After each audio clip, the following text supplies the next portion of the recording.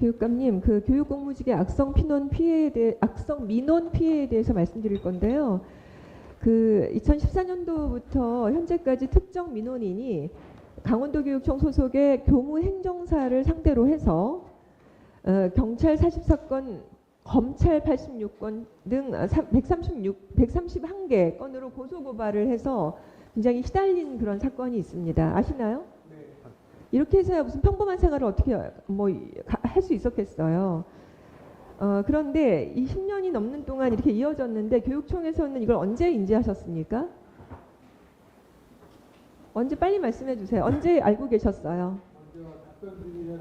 그 마이크를 누르고 제가 언제 인지하셨냐고요, 네네. 교육감님.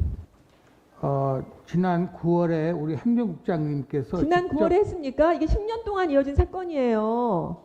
10년 동안에 131건의 고소고발을 받은 거예요. 악성 민원으로. 이게 보통 사람이 살 수 있겠습니까? 어떻게 무슨 죽을 죄를 지었길래 교무행정사가 이렇게 시달려야 됐었겠습니까?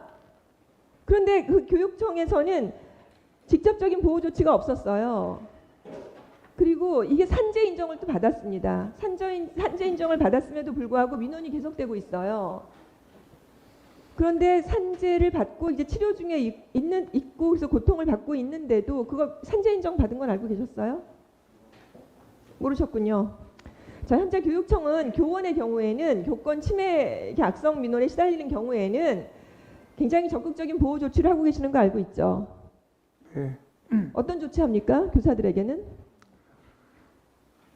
저희는 그 악성 민원에 대해서는 철저하게 조사를 하고 그런데 있고, 같은 교육 공동체에 있는 이렇게 뭐 공무직, 그런 교육 공무직들에게도 같은 공동체 원이니까 그렇게 같이 좀 살펴주셨어야 되는 거 네. 아니겠어요? 네, 알겠습니다. 자, 제가 지난 올해입니다. 올해 8월에 전국 교육 공무직 본부가 실시한 설문조사를 보니까 교육 공무직 87%가 인권, 노동권 침해를 받았다는 경험이 있고요. 신체적 폭력 13.8%, 협박 9.2%로 심각한 수준의 피해 사례가 있다라는 것이 보고가 되었어요. 자, 제가 지금 교육감님께 진지하게 여쭤봅니다. 이렇게 반복적이고 악의적인 민원에 대해서 되게 시달리고 있는 이런 교육 공무직의 이런 민원으로 인한 이런 불편함을 그러니까 적극적으로 고발 조치를 해주시기를 바라는데요. 네. 자, 명확하게 답변해 주십시오. 교육감님, 해당 사안에 대해서 교육감 명의로 직접 고발하고 조치하는 등 법적 대응할 의향이 있으십니까?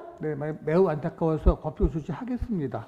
법적 조치 하겠습니까? 네, 말씀으로 해주세요. 법적 조치 하겠다고요. 법적 조치하겠습니다. 네, 그렇게 해주십시오. 그래서 이렇게 교원뿐만 아니라 교육 공무직에 대해서도 동등하게 보호 조치를 해서 누구나 다 인권이 존중받는 그런 교직 사회를 좀 만들어 주시기를 바랍니다. 교육청의 조치 우리 의원실로 보고해 주시기 바랍니다. 네, 그리고 알겠습니다. 말씀하신 대로 고발 조치해 주십시오. 네, 자, 두 번째 질문하겠습니다. 지금 교육감님께 다시 여쭤보겠는데요. 제가 이거 판넬 한번 들어보겠습니다. 영상을 먼저 하나 보여주시죠. 영상. 도교육청 관계자하고 5처에서 만나서 파일도 주고받고 의견도 나누고 그랬습니다. 그 외에 컴퓨터의 모든 파일이 지금 저장되어 있습니다. 양심선언을 결심했습니다. 자, 됐습니다. 이겁니다. 최준호라고 하는 경기도교육청의 정책협력관인데 도교육청 관계자하고 모처에서 만나서 파일도 주고받고 의견도 나누고 그랬습니다. 이게 무슨 말이냐면 선거 당시에 있었다는 얘기인 거예요, 이게. 그리고 기자회견을 이제서야 합니다. 양심선언이라고 하면서 최준호 협력관이 하는 건데요.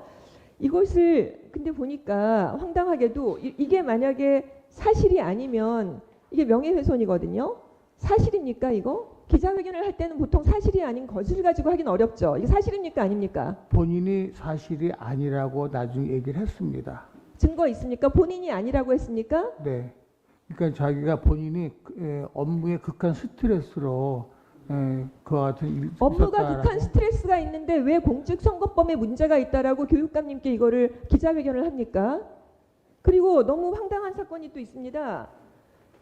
그다음 이거 타임라인 한번 보여주시죠. 이거 보면은 8월 4일에 최협력관이 사직서를 제출했습니다. 다음 날 교육청에서는 지방공무원법 제69조 4 보통 퇴직을 희망하는 경우에는 그 규정에 따라서 비위 사실 조사를 의뢰하게 되어 있어요. 그리고 8월 11일 날 이상이 없다라는 회신을 받았습니다. 이 얘기는 뭐냐 하면 퇴직 희망서를 쓰는 경우에 비위 사실이 없으면 퇴직을 한다는 얘기인 거예요. 근데 아직까지도 지금 10월 26일까지 지금 거의 3달이 가까이 됐는데 똑같은 형태의 병가를 3번이나 하고 있고 의원 면직 처리를 하지 않고 있는 거예요. 왜 이렇게 의원 면직을 하지 않은 겁니까?